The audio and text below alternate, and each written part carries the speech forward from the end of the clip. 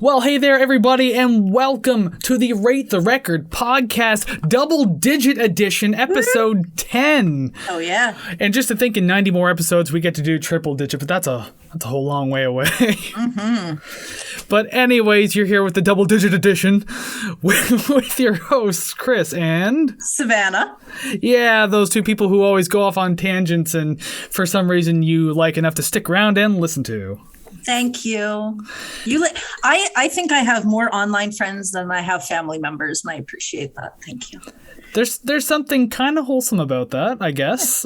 Yeah. Sad but wholesome. It's very sad, yes. But hey, if you like us enough that you're here to listen to us go on tangents, then by all means, out on YouTube land, make sure you hit those like and subscribe buttons. And of course, in the audio realm, which at this point I'm already forgetting, Spotify, Apple Podcasts, Google Podcasts, Bandcamp, Anchor, Castbox, and Stitcher, which, yes, we are on, but there's only 3 episodes there as of the recording this. I'm very confused by that. I don't know why. We're on probation, maybe. Maybe. I don't know. It started episode 7, 8, and 9. That's it. Strange. So, but maybe by the time this episode starts, it's different. But anyways, out in audio land, video land, wherever you are, like, subscribe, comment, rate, favorite, follow, anything you can to help build the community that we're trying to build for Rate the Record. We want to have all these great music discussions with you. Yeah. So don't forget to do that. But anyways, this podcast, if you've been here before, welcome back. Glad you're here. We always enjoy your company, and we know that obviously by now you must like what we're doing. So welcome back. But if you're new to the podcast, you obviously don't know what we do here. But so first off, welcome. We hope you enjoy your stay, have a lot of fun, and be part of the conversation. So what happens every single week? If you don't know, Savannah and I choose a record every single week, be it completely random, wink for this week, special anniversary type album, milestone, whatever, or viewer's choice, like episode 9 last week. We did a fan request for Weezer's Gratitude, so you can check that out as well. Mm-hmm. Regardless, we choose an album, we discuss it at length, we rank the songs, and then we rate the record. You should know that by now. Yeah, I was going to be like, oh my gosh, but you know what? The gag is kind of played out. So. You could have did the 10th episode anniversary comeback of that joke, but you just blew it. I'm waiting for 100. If we are blessed enough to have 100 episodes, it's just going to cycle right back. Like another, 2 years for that one, eh? On a weekly show. Lucky for everyone, I have a terrible memory. There you go. Another reason to tune in to Savannah's goldfish memory. Were you again? Where am I? It's okay. I'm right there with you. I forgot what the show was called for a long time. Whatever. Anyways, I forgot what I was going to say. That's even better for my memory. But before we dig any further into today's episode, we usually have a disclaimer we like to read at the beginning of every episode, just to make sure we're all on the same page. No one's being a dick about anything. We're all being cool, respecting each other's decisions. You might like or hate someone's opinion on a particular album, but we want to be cool about things. So the following thoughts and opinions we're going to discuss regarding this album is strictly of our own personal interests. We are not professional music reviewers. We are simply two friends having fun, discussing and listening to music. We encourage respectful discussion and friendly banter of each episode, but we do not condone and will not tolerate bullying or belligerence based on the opinions of ourselves or others. This podcast is a casual and for fun project, and you are welcome to take what we say regarding the albums we rate with a grain of salt. One day as prop comedy, I'm just going to get a whole salt shaker poured over my head, and it'll be funny at that second, and then I'll immediately regret everything. It's in my keyboard! Oh my god! It's in my carpet, my keyboard, my hair, probably my eyes. Don't put salt in your eyes. Don't put salt in your eyes. There's salt in my eyes. And knowing my luck, just on that day, I'm going to have like open wounds on my hands for whatever reason and just have that go everywhere. That's lovely. Highest rated episode. And speaking of episodes, episode 10, of course. So just as a quick note before Savannah lets us know about today's band and album. Mm-hmm. We've never done this before, but we decided to try something new. We used a randomizer to pick today's episode. The website is called The Shuffle, so theshfl.com. We just went on there, clicked a predetermined amount of times, hit the shuffle button, and we ended up getting today's album, which is Guster's Easy Wonderful, which neither of us have heard before, but apparently Savannah has heard a few songs in the past. I have. That was discovered after listening to the album, obviously. So yeah, just wanted to let you know, like, we don't really know who this is, but maybe Guster's your favorite band, and you're super happy that we're talking about them, so that could be a great thing. So, to those of you who also don't know who Guster is, Savannah, who are they, and what is this album? Well, Kris, Guster is an American alt-rock band created in 1991 in Boston, Massachusetts. The band is made up of founding members Ryan Miller, Adam Gardner, and Brian Rosenworcel. Joe Pisapia, okay, I'm probably going to butcher it, so it's either Pisapia or Pisapia, rounded out the group, but left shortly before the album Easy Wonderful was released in 2010 and was replaced by Luke Reynolds. Easy Wonderful is Guster's sixth album, released on October 5th, 2010, under Universal Republic. The record hit 22 on the Billboard 200. I didn't see much mention of any singles aside from Do You Love Me, which hit number 40 on the adult top 40 airplay chart. So, I mean, that's something. It must be, even though I've never heard it. Yep. But I will make comments later on as we're talking about the songs, how I feel like I've heard songs like this on the radio before, because this is very much of its time. I was yelling while listening to it. I heard one song and went, hey, I've heard this before. Then the next one, wait, have I heard this album? Then the third one, what the hell?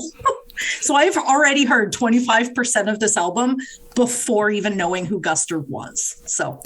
That's your advantage then. That's the tactical advantage on rating this record that you get going into this.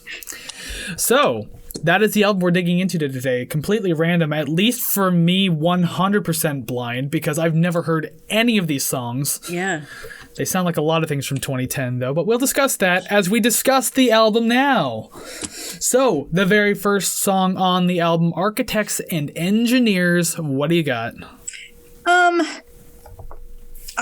I wondered if I had heard this song in a movie, because it is, like you said, very, very 2010s indie. I was kind of thinking, there's that one band that I can't think of their name. I keep thinking of Mice and Men, but I have a feeling they're a screamo band. So I'm No. Oh, are they? They're like a folky band from Iceland. Okay, then that's what I was thinking of, because that's the first artist that came to my head. But I like the acoustic guitar intro. It might be sorry to cut you off. It might be of Monsters and Men, I'm thinking. That's it. That's what yes. it is. Okay. Cool. I like the guitar intro acoustic part, and I wasn't sure what to expect, but the keyboards were a nice addition, kind of in the background, kind of gave it a little sparkle. To an extent, I agree with that, because I actually have a note that kind of, I don't even know if it's a keyboard or like a low quality cymbal. There was a point in the chorus, which is very catchy, by the way. I had to listen on both Bandcamp. That's where I originally found the album. Then I listened on Spotify because I thought there was like a quality difference, and there definitely was. Oh. So I was listening on Spotify.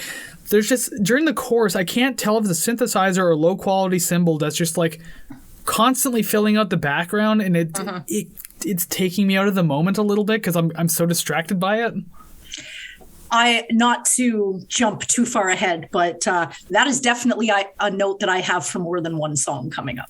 I feel like we both kind of have some notes like that too. Yeah, it was too much coming up. This one I didn't notice too much.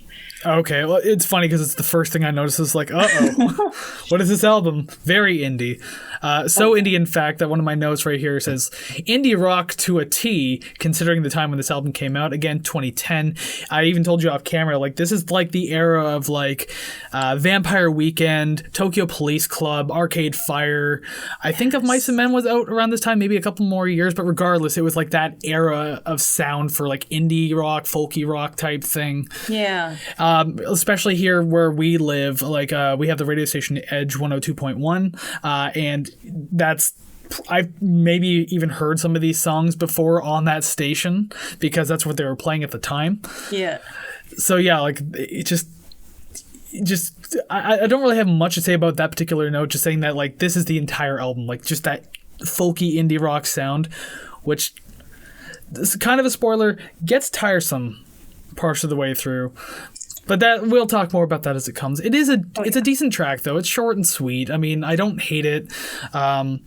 One of the things I will say I like the most is it's got that like really kind of wide, expansive sounding snare, like a really big, reverby, echoey kind of snare. It sounds nice. The piano added in the chorus was a really nice touch. So yeah, I think you might kind of mention something like that too. Yeah. It just kind of adds like a little sparkle to it. It's just something sort of buried in the back, but you catch glimpses of it, and it's kind of pleasurable in a way.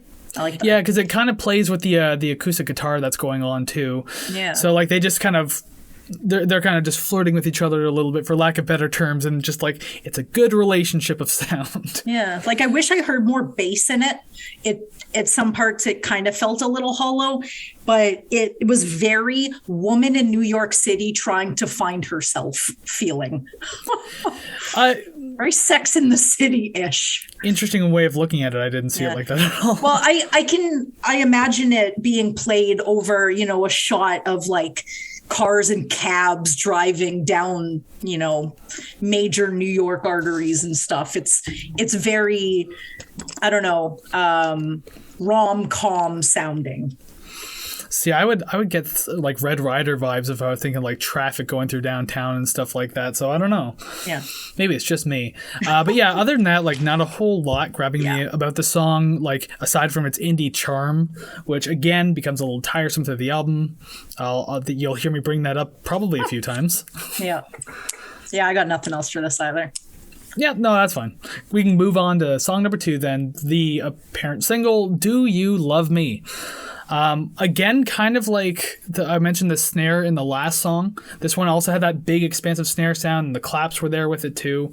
I enjoy that, even though again it's one of those like indie rock staples to do stuff like that. Yeah, it's still fine. Nice pacing of the track. There was also these like choppy sounding synths going on in the chorus. I think it was a synthesizer. It was like a like just kind of like a choppy type thing. I thought that was cool too. At least this felt different than the previous track, but yeah.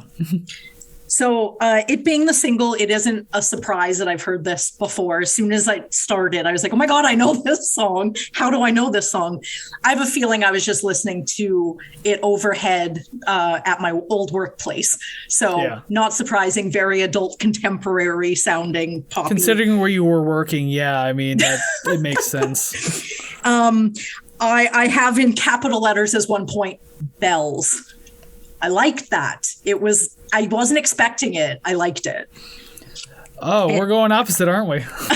I didn't like the bells. It was like, very Santa's Sleigh Christmas song feeling, and I kind of liked it. Like, I get why they added the bells, because it's a song about love, obviously, and like it gives you that kind of marriage type feeling when you hear those like church bells or whatever they might be.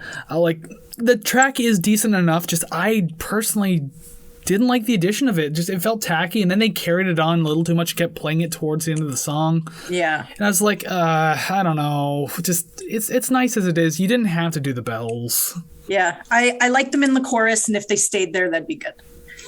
So I don't know. To me, it's a cute song. I like the driving bass drum introducing the bass at the beginning, but after that, it all sort of stretched out as the same thing. It was like two parts of it, and you really stretched out the second, and then the song was over. Yeah. Again, I didn't mind it. Just, I guess we're differentiating on the bells here, because like I felt it could have done without, or at least like much fewer times. I don't even know. My brain's kind of scattered right now. Just don't do it as often. Yep. But they did, and so like no spoilers, but it's not exactly I don't believe it's in my top 5, but we'll see when we get there. All right. Maybe I'm wrong, because I already forget. I've listened to this album twice in the last couple of days, and I already forget where my rankings sit. Obviously further in my notes. But anyway, song 3, we can move on. Yes. On the Ocean. They seem to be a fan of vocal harmonies. It again, seems to be like a staple so far. Again, like one of those indie staples, especially with the oohs and the ahs that they do. Some of them are effective and done well. Other ones, stop it. Yeah. Stop it. So speaking about the choppiness that sort of pulled you out of the song, the ambient keyboards become too much for me. Maybe it was the sustains where it was just one chord going on, and I'm like, it felt just like noisy at a part, and it was just, I didn't really like that too much. And I wish I wrote down nama nama, but I don't remember how they said it. It was just sort of a vocal accompaniment to the chorus, but they weren't words. If they were actually, it's kind of like a scat type thing. Yeah, if they were actually lyrics and not just nonsense, I might enjoy it a little bit more.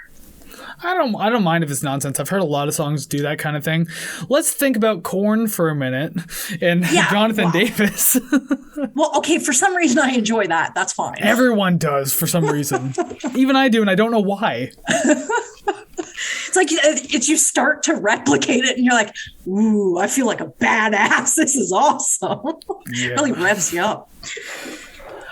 For me, on the other hand, I felt like the verses were probably my favorite part of this song because it's like a standard tempo, but like everything was kind of moving at like a 16th note feel. It was like da da da da da da da da. Like I kind of like that actually, and like because it made the song feel faster than it actually was. Yeah. The chorus doesn't feel too different from the verse, which I kind of had a problem with. Like you either go quieter or louder. Don't just like blend it. I don't know. Like you could have done something more with it. I didn't know what to expect going into it, but I guess I was expecting more. So yeah, I didn't feel like it evoked a particular emotion. Like I was listening to the lyrics and I kind of get the, gist of what they were trying to say, but it didn't reach me as well as maybe it was supposed to. Yeah. I enjoyed the bridge of the song too. It flows a little differently. Like it kind of acts that 16th note feel and kind of just like went on like a quarter note beat, and it was a nice kind of like slow down in the song for a moment, even though again not really slow down because it's like the same beat, but it just the 16th notes make it feel faster. Yeah. But yeah, you mentioned the harmonies too. Like it was like the na-na part or whatever it was. Yeah. I literally have the word na-na portions written on in my notes. Yeah. The harmonies, I like those. Those were really cool. And even as the song was ending, there's something about the very kind of brief vocal singing part that you hear. It doesn't last long at all. It's extremely reverberated and just like in the background. But something about that happening while the song is ringing out actually sounded very nice. So I actually really enjoyed that. Mm-hmm. It ended very well. I like it. Nice. Yeah, I got nothing else. That's fine. Yeah, I mean, like, we talked about this off camera. Like, there's only so much we could say about an album that, like, we've never heard of, and, like, we don't know what we're getting into. Yeah. So it's hard to, like, dig in too deep. Like, I did with Bungle, for example, how I'm very familiar with California. So I was able to say a lot about it. Whereas this one, it's just like, Guster. Yeah. Okay. We just learned about them. They're a band? Maybe I'll listen to their other stuff. I don't know. Apparently their older stuff is like more alt rock instead of like indie rock, so maybe. Interesting. Worth checking out possibly. But anyways, song number 4. This could all be yours, I say as I open my trench coat. No, I don't do that at all. I don't even know why I made that joke, but I did. I'm keeping that in. What is happening? I told you my brain is completely scattered today. I don't know. I have the memory of a rock. Anyways, this could all be yours. This early into the album, and I'm already thinking to myself, we're getting into like the very deja vu feeling of this album. Mm-hmm. Because it's just starting to sound like other things. But to be honest, though, I didn't dislike the track. I don't know if there was a slide guitar in it, sort of halfway, sort of 3/4 of the way in. I like that. That was cool. Even though the chorus is literally just one line repeated 4 times, thank you for singing it a different way each time, because I probably would have lost my mind if it was just the same way each line. So that gave a little bit of variety. That was cool. But I get it. It could be mine someday. Someday, I get the point. Stop it. Stop it. Yeah, that's just, I guess, the easiest way to fill out a song. Might as well just keep looping lyrics and everything like that. Like, it can work, like, depending on what the song is and what you're trying to do, like, it could be interesting. But other than that, yeah, sometimes it gets a little especially if it keeps going. Yeah, because like you listen to the 4 lines, you're like, okay, and then you hear the someday, some after. I'm like, okay. Then when it happens a second time, I'm like, couldn't have thought of anything else. Then I think it happens a third time. I'm like, I'm done. Yeah, I think it does. I don't remember too much, but yeah, I think it does. I did mention the chorus as well too. Yeah, cool sing-along style chorus, especially with the distorted guitars that kind of kick in with it. I thought that was a nice addition to have like that kind of tone just suddenly come in. Brings a little more energy into the album than there has been so far. Look, and there's been a decent amount of energy, but there's something about a distorted guitar that always just picks things up, you know? Mm-hmm. They're magical. The problem is, though, like, I like the chorus, but I don't like the follow-up to the chorus where it kind of gets back into that bouncy beat again. Yeah. I like what the chorus was doing. It felt bigger, and it felt like it was building to something, but then it just goes boom, boom, boom, boom, and like goes back into the bouncy part, and it's like, I like the feeling I had previous. Like, that was more of a me thing. Yeah, someone gave you something cool and then snatched it away from you. Yeah, like, I guess thematically, like, that's what really this album is. So, I mean, I guess I can't complain too much, but for my own personal preferences, I don't really like where it went after that. But even towards the end of the song, though, even with that bouncy feeling, though, I kind of do like towards the end how it gets kind of like this big party feel where it kind of gets like louder as it goes towards the end, and just feels really fun. So I think that was the best part of the track besides the chorus. Yeah. Other than that, it wasn't a whole lot for me, but yeah, it wasn't terrible. It was okay. For the audio listeners, we both just did hand gestures there, so yeah, that's why there was a moment of quiet.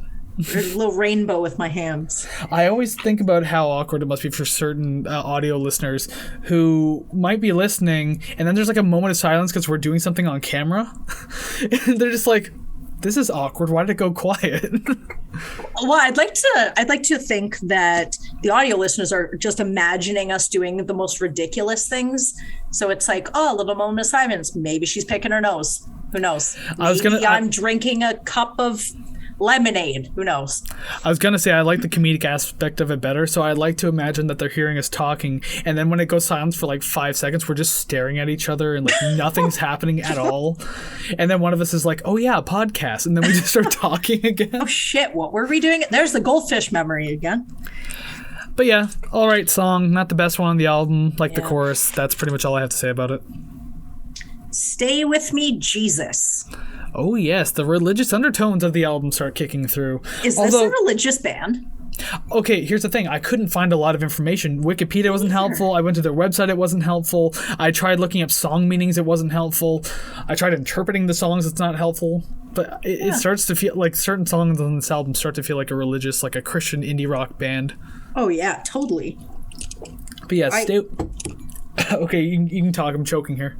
Oh, no. That's cool. It was just one of those trailing off, saying nothing while going, what am I listening to? Like, what was I listening to? Are my thoughts going to change after 3 or 4 songs of Sodom and Gomorrah, Jesus and Mary? I don't know what's going on. Yeah, and there's this also song about like heaven on here and something like that. I don't know. Yeah, the song sounds nice. The song sounds sad. This is the song that I listened to the lyrics. I was like, I actually kind of like the lyrics, but I don't know. The song was okay.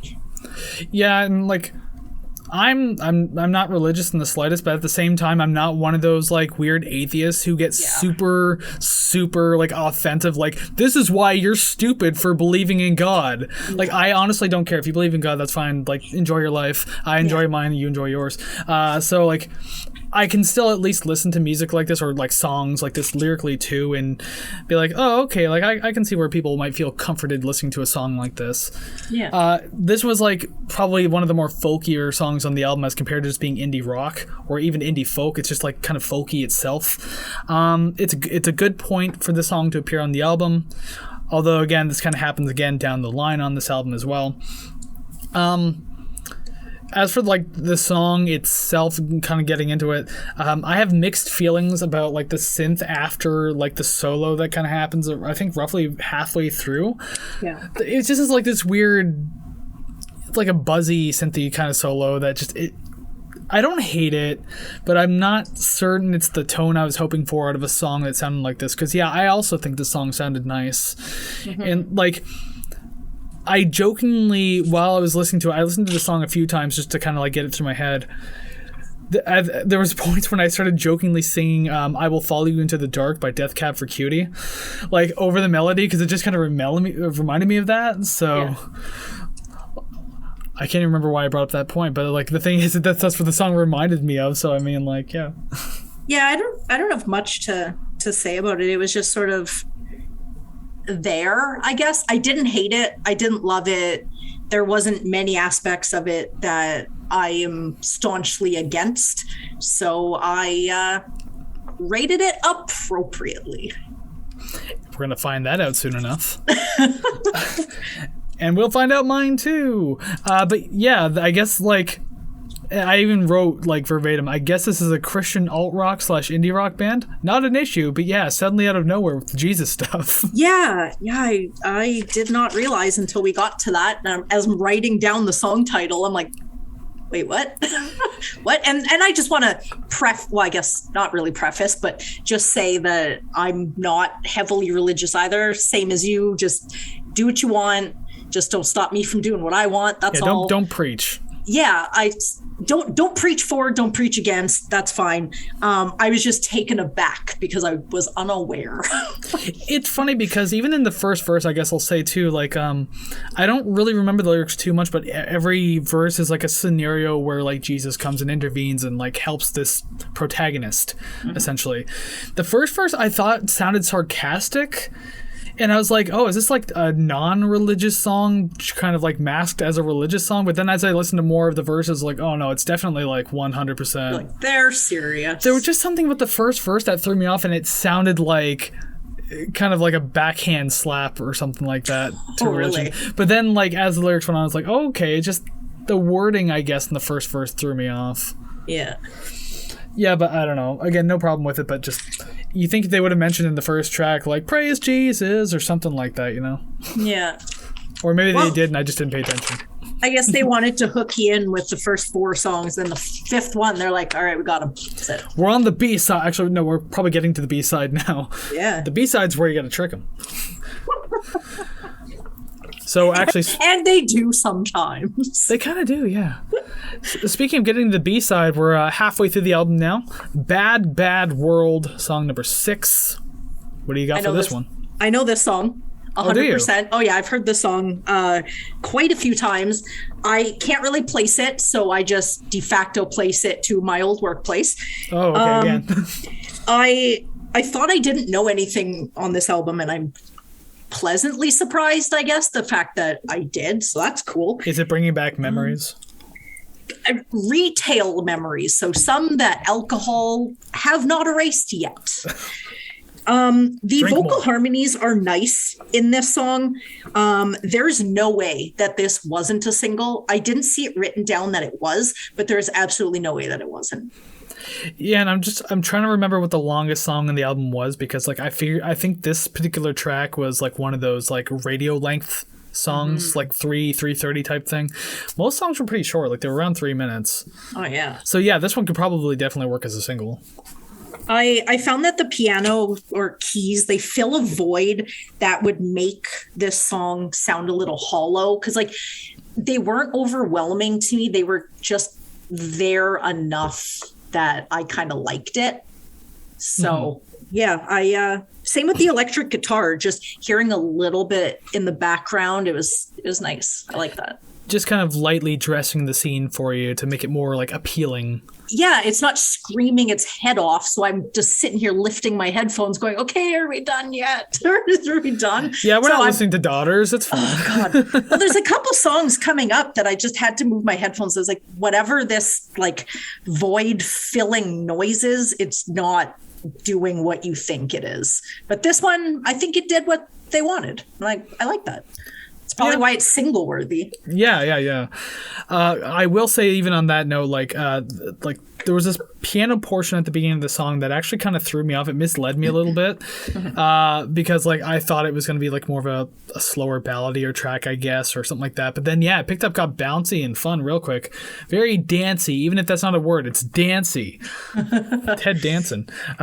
Okay, but yeah, Dancey. The danciness. There's another word I have wrote that doesn't exist because it's trying to autocorrect me on my sheet here. I'm like, no, I'm using the word danciness. I don't even care. The danciness of this track kind of disappeared in the chorus. Yeah. And the sound started to spread a little more, which, I don't know, kind of took away from that kind of fun party feeling. Not parties, essentially, but I mean, like, that fun, bouncy feeling. As it starts to spread out, it's just kind of like it settles you back down. It's just like, don't do that. I mean, like, let's pick it up. We just sang Stay With Me, Jesus, which was a folky ballady track. So, I mean, give me this. Yeah, kick it up a notch. Like, and aside from enjoying the verses, because I very much did, again, bouncy, fun, not else was really happening for me in this track. Like, again, I say this about a lot of albums that we've covered, especially last week's episode. It just starts to blend in a lot. Mm-hmm. So, I mean, like, what am I supposed to say or feel when it's just like, oh, I feel like I've already heard this before. It was fun the first time. We didn't need it a second time. Yeah, it's like, instead of playing DCG, have you ever thought of playing DGC? Okay, we got a song. We got a song here. And then that's the whole album. Or just throw a minor chord in a D, C minor, G, or D, C, G minor, something along the lines of that.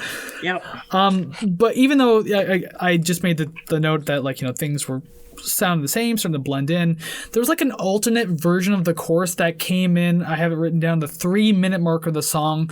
It wasn't the same chorus. I think it was like a little more like minimal and airy, but I actually kind of really liked that because, again, if they doubled down on this idea of like pulling back in the chorus a little bit, but to me it paid off. It felt nice, it sounded nice, so I actually kind of really enjoyed that. But once it goes back into the regular chorus, because like it does like the different chorus and then it goes back into the regular one, and then my intrigue was completely gone. I was like, oh, you had me and then you lost me. Aw. Well, yeah, and also with the song, it could have been 30 seconds shorter. Yeah. I don't think I've had a note like that in a while, because I mean, in our earlier episodes, I was like, this should be shorter. This should be like a minute or 30 seconds shorter. Yeah. Haven't Cut said that out the in a while. bullshit. Thank you, Double Digit Episode, for bringing that comment back. But yes, it really actually could have been. The last 30 seconds just felt like they were filling a quota of time. Yeah. That they didn't need to fill. So, for me, I didn't notice, but probably because I've heard the song a million times, that it just sort of breezes right past. Yeah, you're familiar with everything, so it was probably a lot easier on you. Oh, yeah. So. All right, I think we're good to move on. Yeah, to another song I've heard before. This is just really winning for you, isn't it? Well, this is the 3rd out of 3, so it's done after this. It's just, yeah, we're more than halfway in. I'm wondering how you might have heard these songs from the B-side in like your workplace, but hey, whatever. Did they have like a company specific radio station that they played like McDonald's has? I think so. Like I know McDonald's radio, but your company has their own. Well, because I used to work at night, that they wouldn't have any of the daytime ads promoting, goods and services. Oh, you get the graveyard shift. Yeah. So like it would just be the music. But I think at a certain time they would just stop playing the ads. So I feel like it was still sort of like a company sort of radio station. And it would be the same songs all the time, just in a different order. But this one, 100%, I used to listen to at work. The other two, little iffy. This one, 100%. All I think of is a job that I already quit because I didn't like it. It hurts my soul, but I actually like this song. The beginning of the song with, I don't know what the hell it is. Is it like an accordion or some sort of keyboard setting or something, but all I want to sing is "Isn't She Lovely" by Stevie Wonder at the beginning of this song. Every time I hear it. I think you're referring to, it might be a harmonica, because I think I have the same note, because I said, interesting choice to have what I think is a banjo and a harmonica have a bigger part of this track. At least they're using different sounds in this track. So yeah. I think we're talking about the same part there. It sounded like a harmonica to me, but I could be wrong. Yeah. Again, there wasn't wasn't really any album credits to read. Even on Bandcamp, where you think they would have the album credits, they didn't. So really? I had nothing to go by, because usually I'd go back and like look at certain notes, but just guessing now. Yeah. Speaking of all those instruments, I just wrote down, and I quote, "Goddamn instrument extravaganza." Yeah, they just keep pulling in new things like almost every track. Like there's that's the part about like indie rock and indie folk. They pull in all these new things that just, I guess, fit the genre, but at the same time feel weird to use. Like if they bring in like a xylophone out of nowhere or something like that. Yeah, or the Christmas bells. Yeah, the big old church bells and everything like that. Yeah.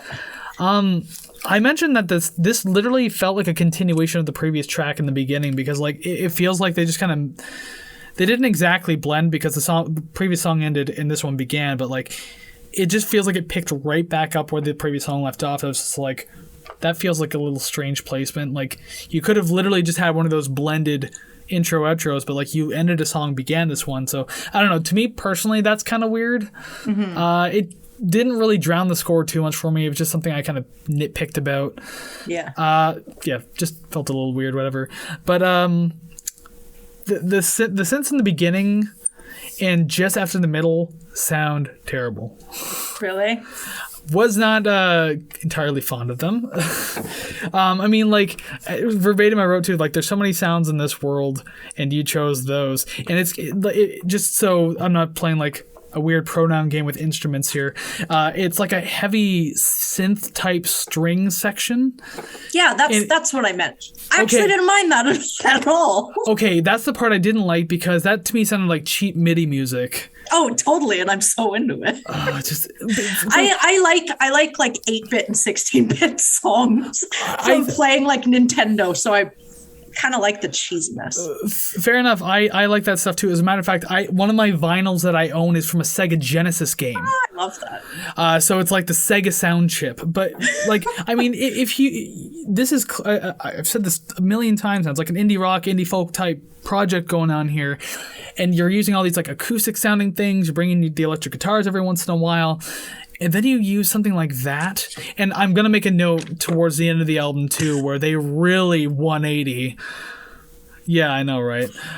We'll get there when we get there. But yeah, there's just something about suddenly using sounds like that just, I get that you're using keyboards and you have been using synths throughout. That's fine, but this didn't sound good. It's cheap MIDI and just, I don't know.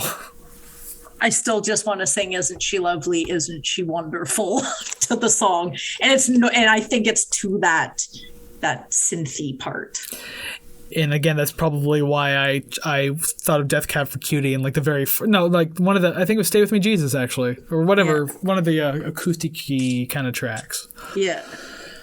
But yeah, that's all I really felt for that song. I didn't have a whole lot to say. Didn't feel a whole lot for it.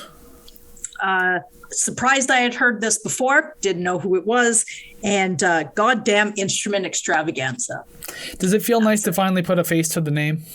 Or a name to the face, I should say. Like, in a manner of speaking. It does, but I feel like so many bands came out around that time that sort of sounded the same.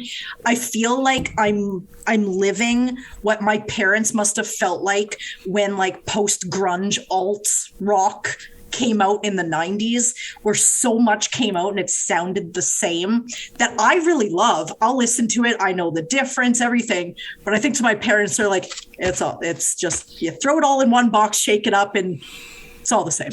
It's all the same.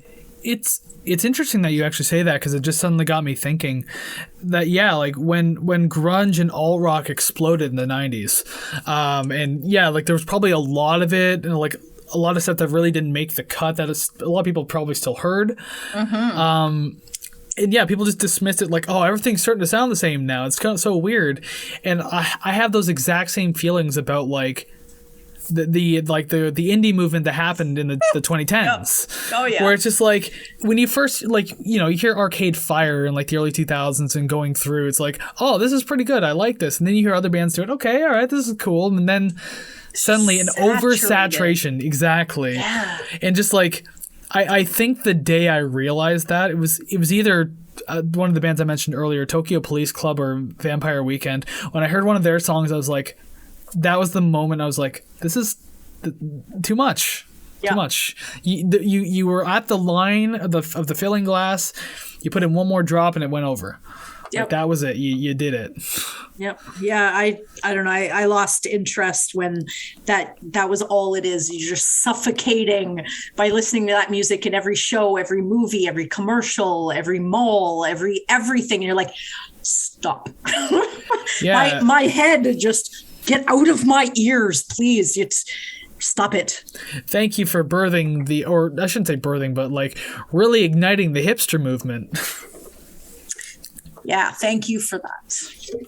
God, I was kind of hipster back in the day. Not super like full on pretentious shitty, but like Yeah. I was always listening to like music people hadn't heard before and been like, oh, you should listen to this because you probably haven't heard it. So I was kind of on that level, so I don't know. Yeah, I don't know if I knowingly or just unknowingly dated one for like 2 years, and dated being the past tense, because I don't know, along with the music, the lifestyle and attitude becomes insufferable. You get pretentious about your craft beer. I mean, craft beer is actually pretty good, though. When I could drink it, yes, I wasn't a hipster about it, but I started refining my palate. I would always try these new pints and be like, oh, this is nice. I like this about this. I like this about this. But like, I was never like pushy about it. So. And when you start talking about, well, I can really taste the hops, and they must have had them sitting there for about 60 days. Shut up. Just drink your beer. It's delicious. That's all you have to say. See, I made notes like that in my head, but I didn't really say them out loud. Yeah. So I kept it to myself while just drinking my beer. You are a smart man. Yeah, because I sometimes have an idea of what people want and don't want. And those was one of the times when I actually, was on the ball for it. So smart. Just before we get into the next song, I feel like I want to make this note. While we were off camera, we did mention like this was going to be a pretty quick episode unless we go out on tangents. It's inevitable. Talking about hipsters and beer. Yeah. I'm drinking whiskey tonight, so I mean that I can't even talk about beer. I left my drink in the kitchen, but I have barricaded my door from the cats. And if you have watched or listened to us previously, I have an issue with my newest kitten. She does not fuck off. So the beer, no go tonight. Yeah, if you've watched the previous episodes of her old set, then you'll definitely see a cat on her shoulders. It's like above the camera, on the ground at her feet. I mean, yeah. Got a rodent problem. Yeah. No, I like cats. Tangent. There it is again. This is what you tune in for. Anyways, next song, What You Call Love. Yes. And I think I mentioned this earlier before, how like there was like a lot of indie charm in this album, obviously very of its time. This is the song where I started to realize that this charm was really starting to wear on me. This song was giving me nothing. Just nothing. Until the horns kicked in. I was down for the horns, but it didn't offer me much. It was just sort of oh, cool, something different. The sustain on every possible instrument at the end of songs thus far is getting a little tiring with headphones. This song was the first one that I was like, I had to pull them away from my ears because it was just, it felt like I was trying to listen to someone talk to me with other people going la, la, la, la, la, la, la, la, in the background. I'm like, I can't focus on what I'm supposed to be listening to with all of these like hums and like in the background. Like I can't. It's, I don't know if it's just me, if I'm hypersensitive to that stuff, but this was not my favorite, and I don't think it was close to. That's fine. I didn't rate it so badly. It's not my favorite, but I mean, it's up there, I guess. But we'll get to that later. Yeah. I also made a comment about the horn section. Actually, it literally starts off, "Hello, horn section." Yeah. I wasn't into it at first, but it only kind of started to grow on me over repeated listens. Because as I said, I listened to this whole album twice, and I listened to certain songs like more than once, or more than twice, I guess in this instance. It wasn't awful, but I mean, just I don't know. There's certain parts of this album where it's just like, yeah, I feel like maybe if I kept listening, it would grow on me, but I'm still mixed about the horn section at this current moment in time of recording. Still kind of mixed about it. I really like the use of like the low or like the floor toms on this track. You can really hear those kind of come through on the drums. That sounds really nice because it adds a lot more depth to the sound.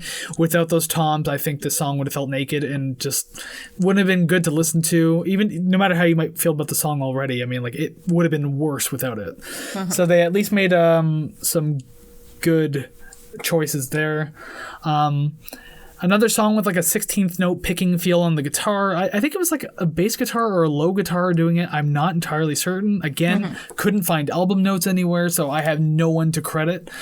I do like that running through the chorus though. It kind of made it flow a lot nicer, so like there was at least that to get through.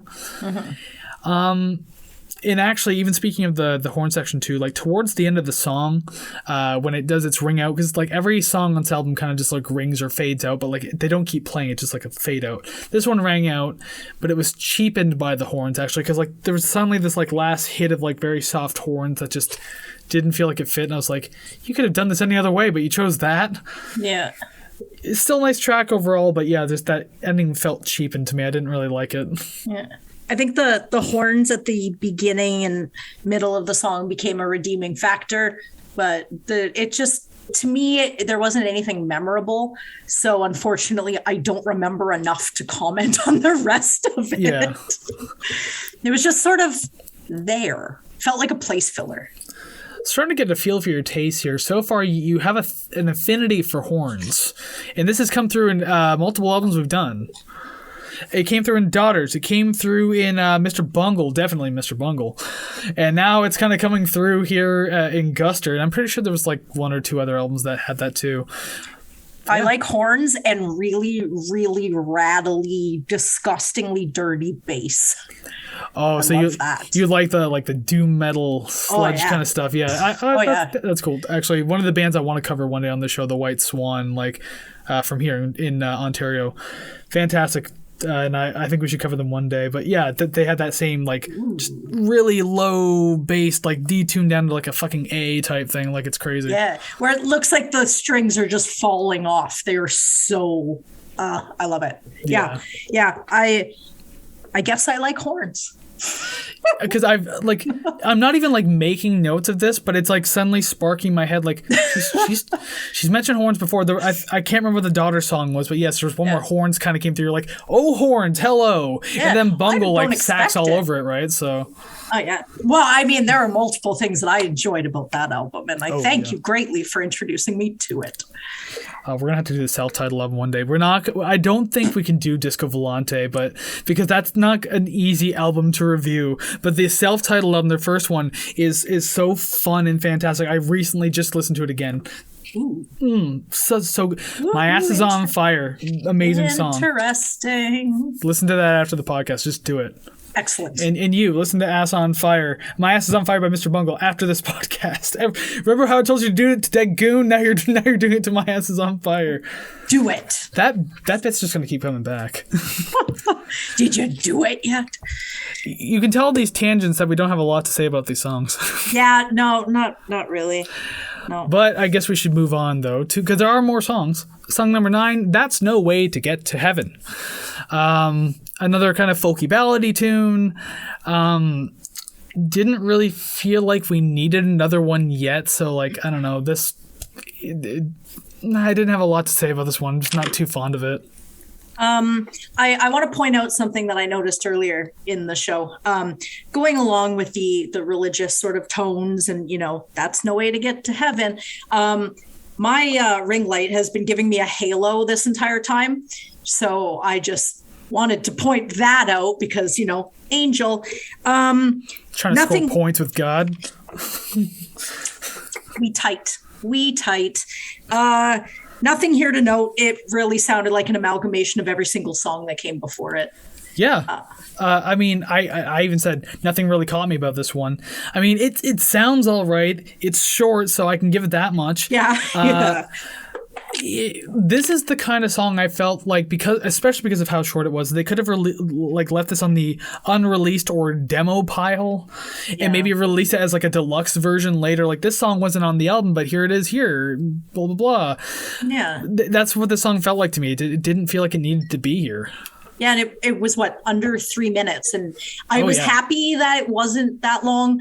But when it ended, I was like, what? I don't know. Sometimes even if I don't understand what they're trying to do, it's like I don't feel like they really accomplished anything. Yeah. Like I didn't even get an idea of what was supposed to be put forth. It was just like maybe an interlude between two songs or something.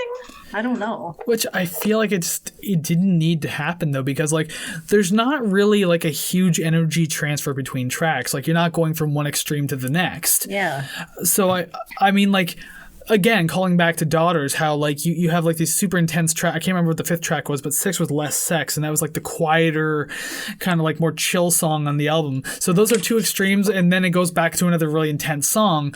So like that felt appropriate, because like it kind of calms you down a bit, whereas this album doesn't need this many like stop points. Yeah. Because it's one consistent like emotion, and that's again another trait of like a lot of these like indie rock folky albums, is like they all kind of just flow from one song to the next. You don't really feel much over one song or another. I mean, so yeah, just do without the song next time.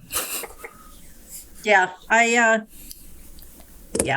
had nothing other than I'm glad it was short. We hope you like the song. Yeah. All right, so we're not done the religious notes yet, because now we go on to Jesus and Mary. Jesus, Mary, Joseph, Christ, heaven, whatever. Yeah, Jesus and Mary. Slap us in the face with it anymore. Just keep going. Just let us know that you're a Christian band, so that way I can at least know what I'm getting into here. It's kind of like when a long time ago, when I used to go see Protest the Hero a lot, when they play like in Toronto. Yeah. And at one point, I think it was the band The Devil Wears Prada, and they're like a Christian hardcore band. And there was another one I saw with my girlfriend too when I saw Animals as Leaders. And just, yeah, like I didn't know what they were going into it, but then when I saw the lyrics and like heard things, and like the singer on stage, oh, praise him, blah, blah, blah. Well, like they're like grinding on the guitars. I'm just like, oh, okay. I kind of had the same experience. I found this band on MySpace, aging me slightly. And they were they were called My Children, My Bride. And they were just like this heavy screamo, but you listen to it and it's like lashes on his back, crown of thorns. And I'm like, screaming, everything's cool. And then you read the lyrics and you're like, huh? Yeah, because when they're screaming, more often than not, you won't know the lyrics unless you're into the band. Yeah. And then like you're reading it and it's like, okay, that's fine, but is the point like to drive that home to me, or is this more for you? Because if it's for you, totally cool. If it's for me, take it back. Yeah. All right. But with this religious undertones, we got to get into Jesus and Mary now. Again, you can just tell how we feel about songs like this if we just automatically say the name and don't get into it. Yeah. Are you liking the episode so far? Hit like and subscribe. Okay. I do like the drumming in the song, though. I will say that much. Mm-hmm. It doesn't sound as big as some of the other tracks. I mentioned like those big reverby sounding snares and stuff. This one was a lot tighter, but you know what? It was all right. I liked it. It was kind of like, it felt nice to hear something else kind of come out of the drums for once. The vocals are good on this track too. Quite literally, I've liked the vocals the best so far on this entire album through this song. And actually, I can say, having heard the other tracks now, that note hasn't changed. Yeah. Like, I mean, not that the vocals do anything fantastic or they don't sound super different from the other songs, but I don't know, something about the vocals just hit a little better for me in this one, so I can give them points for that. I do wish the ahs were louder and stronger during the chorus. I feel like it could have done with just a little bit more emphasis on the background vocals during the chorus. I would have liked that.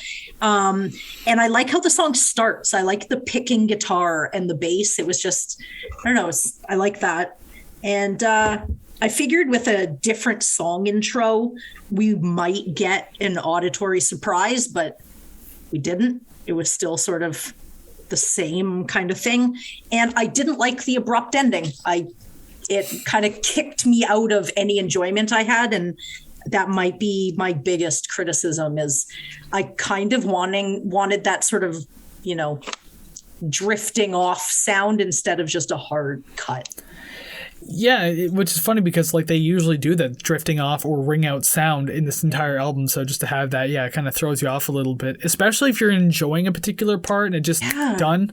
Yeah, I can absolutely see why that would be a pain in the ass. Yeah. It's funny how you mentioned like a little more emphasis on the oohs and ahs and everything like that. I said I was growing tired of this constant whistling and ooh and ah stuff, like the indie charm stuff, like. For verbatim, right in my notes, I get it was prominent in this type of music during the early 2010s, but I could die happy not hearing that stuff again. Because, like, again, it's not just this band. It's like I've heard this again across the radio when this was like the genre to play. Like this was before like trap exploded and that took over the radio. Like this was it at the time. Yeah. And so hearing it all the time by multiple different bands, it gets so incredibly infuriating after a while. And so I didn't feel so mad about it going back and listening to it now, because after I heard it earlier in the album, I'm like, okay, it's a product of its time and we're here to review it, so I'll just treat it as it is. But I had to make a note about how sick of it I really was. Yeah. I definitely understand that. I think with this one, it could have sort of been better with that, whereas some of the ones earlier in the album could have been better if you just cut it out. I guess. I mean, yeah, depending on how you use it, maybe it sounds better, maybe it feels better. But one thing I will say is like the harmonized whistles, like where it's like octavized, one's really low whistling, one's really high. Again, an indie rock trait, and that's probably my least favorite thing. Yeah. So just hearing that, and my final note to tie in with that is I'm kind of done with this album by now. It's not awful, but everything starts to sound the same. And then just the whistling on top of the feeling I was already feeling about that. Yeah, it started to just grate on me real hard. Yeah, I think we could have would have been good if this song ended the album. Or if this album was literally just 9 or 10 songs, you could have cut a few out. Oh yeah. Oh hell yeah. Like, this isn't the worst rated song on my ranking. I'll tell you that right now. But I still won't give it much more credit because of certain things I was just tired of. What I said in the beginning, how I like the drumming and everything like that, the vocals were nice, that's about as far as it goes. Yeah. Other than that, done. Yeah. The end killed it. Like whatever I liked during the song, having it cut off like that, it was like someone gave me a lollipop and as soon as I unwrapped it, they took it back from me. Yeah. I'm like, thanks, I guess. So. And we're not exactly done with the album yet. We got 2 more tracks to go. Number 11, Hercules. This one did feel a little different, so it did actually catch my attention a little more, which was nice considering I had just previously said I was done with this album. So, okay, you brought me back in a little more. That's fine. I mean, the banjos sound nice, and I shit on them previously, but I'll say even the crappy MIDI strings kind of felt better in this one, so there's some praise for it. Yeah. I don't know what image I was getting in my head, but the banjo and bass feels like it should accompany a Charlie Daniels band, Tale of the Devil. It didn't sound like Devil Went Down to Georgia. Does he have more than one song about meeting the devil? I'm not sure, but it feels like the devil took a vacation to Alabama. It was just, it kind of gave me that same kind of, So it's like the Value Village knockoff of Devil Went Down to Georgia. Yeah. The devil popped over to Alabama for a little bit. So, but yeah, I don't know. It's aside from the banjo, it kind of provided me not much, but a desire to just move on. I feel like by the time it was maybe 3/4 of the way through, I was like, I don't want to listen to this anymore. Interesting enough, I kind of made a note on that, but I'll get to that in a second, because I'll say that like I'm glad this track didn't turn into one of those bouncy indie type track. I know I said the word. Take a shot every time I've said the word indie in this goddamn podcast. Because, well, I mean, like, I'm just trying to describe the sound. And I mean, like, that's the best way to do it because people know what you're talking about if you say that. Yeah. I'm glad it didn't turn into like another bouncier indie type track because it's nice to hear something different on this album that's also not just a folky kind of ballad either. So this one was one of the more outstanding songs. And I don't mean outstanding as in it was fantastic. I just mean like it stands above the rest in like what it's presenting. So I mean, there's that. That's good. Yeah.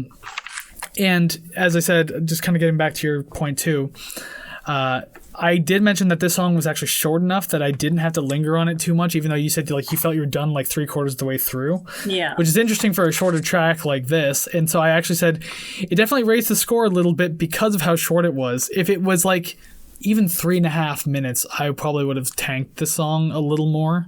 Yeah. Now, again, not the highest scoring song. Or wait, is it? Let me scroll down my notes. Am I... Maybe. But yeah, I do like how short the song was, though. It felt different. It was nice and everything like that. That's all I really have to say about it. Yeah, because of my desire to move on, I think I had kind of written it off slightly. So it might be one of those. It's possible it could grow on me, but as of right now, it has not. Oh, I can only imagine your headspace then feeling so kind of done with that shit and then getting into the very last song on this album, Do What You Want. My very first note, I just want to read this, and maybe even in editing, I'll put it on screen for the YouTube viewers. It just says, that's it. ... Okay, so if you don't mind, I'd like to read all of my notes in order verbatim. Take the stage. Spotlight's on. Okay. Number 1, the intro. What? 2, sound feels shallow with the programmed drums. 3, vocal melody is nice. 4, is this album a competition of how much we can cram into a mix? 5, during the guitar bit in the end, there was this constant keys sound. Stop that. It was annoying. And 6, I hated the electronic drum roll at the end too. Ew. Oh boy, I have a note about that too. That's all that I put. Any redeeming qualities, the vocal melody, okay, not bad. Was completely ruined by that fucking drum roll. I was done. I didn't care about it after that. I was like, this is too fast for a robot to play. This is clearly not real. I hate this. I'm done. Oh, I've heard drummers play that fast before, but it just sounds like shit tonally. Yeah, round over. Because at least with like a real drum roll, you can get a sense for the snare drum itself. But this was just like static, like electric sounds. It's like it's not good. Yeah. I'll get to that in a second too, because I didn't make a long note about it, but I definitely talked about it. Feel free, your turn. Yeah, you can't go through an entire acoustic, again, indie sounding track or album like this and then introduce this sound at the end of the album. Because I mean, like, if you did this towards the beginning, at least we'd have more of an idea of what we're getting into. But this song felt like it wasn't even supposed to be on the album, and like the musicians didn't even show up, so they just literally programmed a bunch of fucking electronic instruments and just threw it in. So probably wasn't the best choice to do the composition or literally even putting the song on the album. Again, with the whole the unreleased material / demo pile, this song, throw it on too. Oh yeah, where it's like, this is what the album could have sounded like, but it didn't. This is what it is. But this is like, oh shit, we still have space on the CD. What are we going to put? What are we going to put? And they just slap this bullshit on. 11 songs would have been a full-length release. Anything over 8 or 9 songs is a full-length release. So, I mean, like, you didn't need a 12th song. If there's space on the CD, guess what? Leave it then. It's fine. Do you think this song is called Do What You Want because that they did what they wanted and slapped this on there? Yeah, I can imagine, like, they're in the room, the studio's like, we need one more song in the album. Oh, well, we don't really have any more ideas. And then the producer's like, do what you want. And then the singer's just like, yeah, let's do it. And then just fit the word in the chorus somewhere. Like, Ay. it's not a super awful track. To be honest, I kind of started to like it a little bit. Like, I'm talking pinch, a grain of salt, like we said in the disclaimer. I hope so. Towards the end, how everything's kind of started to like work on me a little bit. But again, you can't introduce this at the end of the album and expect me to suddenly love it. Yeah. The guitar solo in the middle felt really awkward and out of place considering all the electronic instruments surrounding it.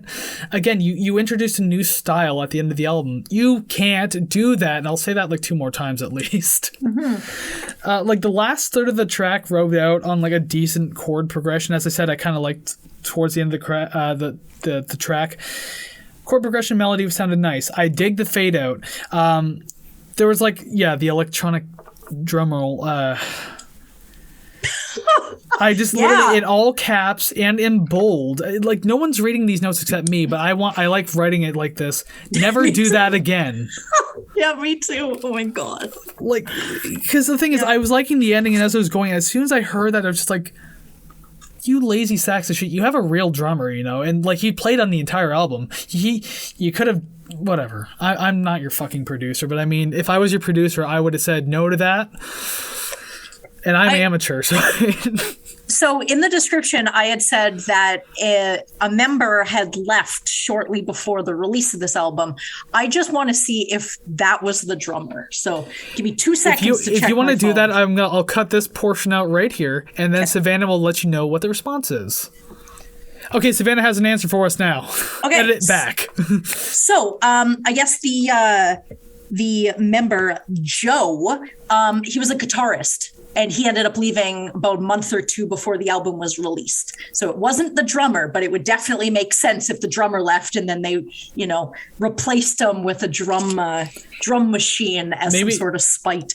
Maybe the drummer was just so sad that the guitarist left that he's just like, I can't do this final track.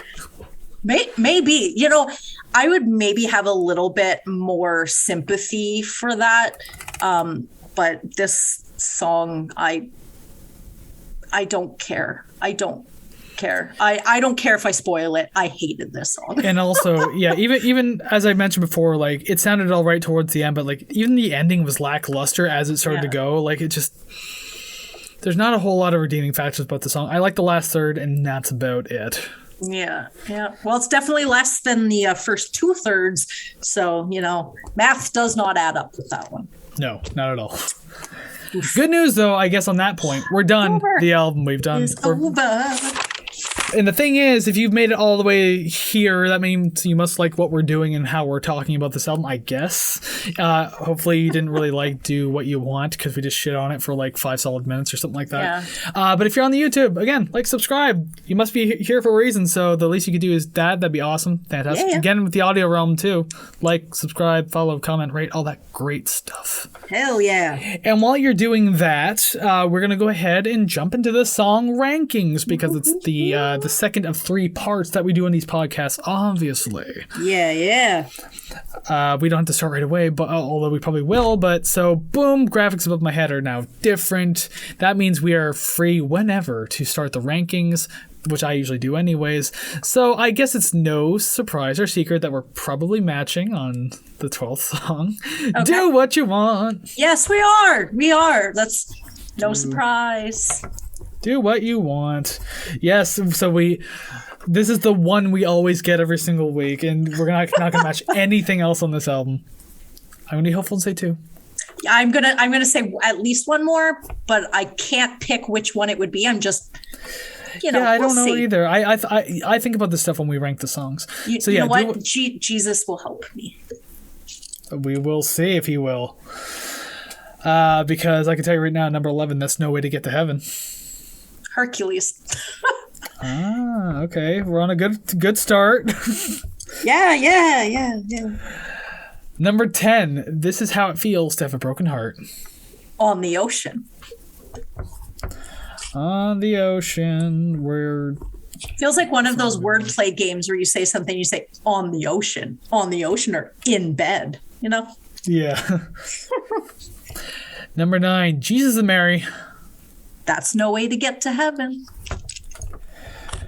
I'll just write heaven. Whatever. I don't want to write the whole sentence on here. I think my table's starting to rock a little too, so you might even hear it in the microphone. Tick, tick, tick, tick. Okay, I gotta get the God stuff out of the way. So number 8, stay with me, Jesus. This could all be yours. This could all be yours. 7. This could all be yours. No, yes, this could all be yours. God damn it. What you call love. I think I was right with the 1 at this point, to be honest. Yeah, My number 6, architects and engineers. Jesus and Mary. There's still hope. Some songs have some redeeming qualities. Push them up a little higher than my rants during the in-depth review. Number 5, what you call love. Stay with me, Jesus. That's not how it goes, but I'm just thinking about Eric Cartman's song about Jesus. I want you inside me, Jesus, or something like that. Oh my gosh. There is still hope to match some songs. We still got a couple here. We have 2 more that we can still match on, and this top 4 is really gonna. I swear it better not be a 1 and 2 and then a 1 and 2 where it's like we have them flopped. That's what it is every week, so that's what I'm afraid of. Number 4, do you love me? Architects and engineers. Okay. There's still hope. Yeah, and it's very slim. Oh, did I write something wrong on the list? Sorry, what was your number 6? Jesus and Mary. Okay, because I wrote my answer in your number 6. Oh. I get so distracted by literally nothing. Okay, so your number 4 was architects and engineers. It was. We're good. This is the last one we can match on. Bad World, number 3. Why do you do this to me? This is how it feels to have a broken heart. Well, we never match. No, we always get one per week now. It's been our average for a long time. Yeah, it's usually the worst one in quotes, air quotes. Yeah. So my number 2 is On the Ocean. Bad World. So close. Yeah, there's your one off there again. Bad. My number 1 is Hercules. Do you love me? When we were talking about Hercules, and I had to do a quick look at my list, like, how did I write this song? And I saw number 1, I was like, oh shit, so I can't say anything more without spoiling it. Don't crack a smile, don't let her know. Well, I certainly don't love you for literally fucking with a list like that. In my eyes, you screwed it up. Ha. And if you want to see what else I can screw up, which is a lot, come back next week. And also watch previous episodes. What the hell just happened to my camera? It was just flash. Okay, so you said that on your end too. Oof. Oh yeah. Maybe you're haunted because I saw an orb go by earlier. I don't really believe in ghosts, but there's something floated by your camera real quick. I blame the cat hair. And actually, we're recording this pretty close to Halloween, so I mean, it makes sense. By the time you're watching it, Halloween's over, but we're recording this a week prior, so I mean, we haven't celebrated yet. I guess having a bunch of fake skeletons and tarot palms and stuff like that around my house probably doesn't help the not haunted factor, but I digress. I have weird, creepy, melted faces and ghostly images of the Mona Frankie. Cheese faces. Episode 4 callback right there, ladies and gentlemen. Malibu Ken. And there's the card in the top right corner for you. All right, so those are the songs. We've ranked them, and now it's time to go to the album. We rate them, and that's exactly what we're doing here. So, we're going to go ahead and transition screens real quick, so that way you can see what we see, I guess. Boom, there we go. Okay, here we are in the album rankings screen. We got everything here that we've done previously from A to D, but nothing in S and F yet, the extremes of both sides. And I have a funny feeling that this one's not going to be in either one of those tiers. I can say that unless you rated this about a 200%, there is no chance in hell. No, probably not. But we have it here, Guster's Easy Wonderful. Yep. So, I think I went first last week. So now you got to give me a rating first. No, wait. No. You went first because you really didn't like Weezer. I did not. You said you rated it 44 and you put it in F for fuck this shit or something like that. I did. And I still stand by this. Fuck that shit. It was written by a 15-year-old. Not into it. There you go. A week later, nothing's changed. No redux of the album. The day that we have to redux Weezer. Yeah, not into it. I like this album better, though. So, with my score on this one, not the worst score I've ever given it, but not the highest at all. C- tier, 63.33%.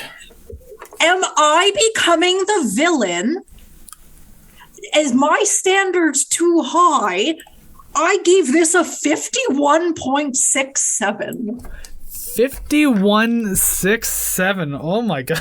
There were some songs that I liked, but the shitty songs just kind of brought them down. I'm starting to feel like my criteria is just all over the place. I'm supposed to be the asshole. I am everything all at once. And I mean, with the ring light halo above my head, I am also an angel. So if anybody is listening to this and this is your favorite album, Angel can do no wrong. Well, the best part about that is on the rating screen, nobody can see you. Unless, maybe, like, I honestly don't know from my own screen. Maybe they can because I chose a new option in Zoom, so maybe they can. I don't know. But no, if they can't see it, no Angel. Boo. She's a liar.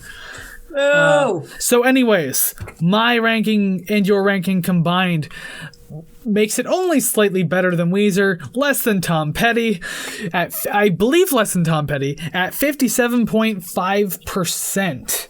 Yeah, I'm in it. I'm into it.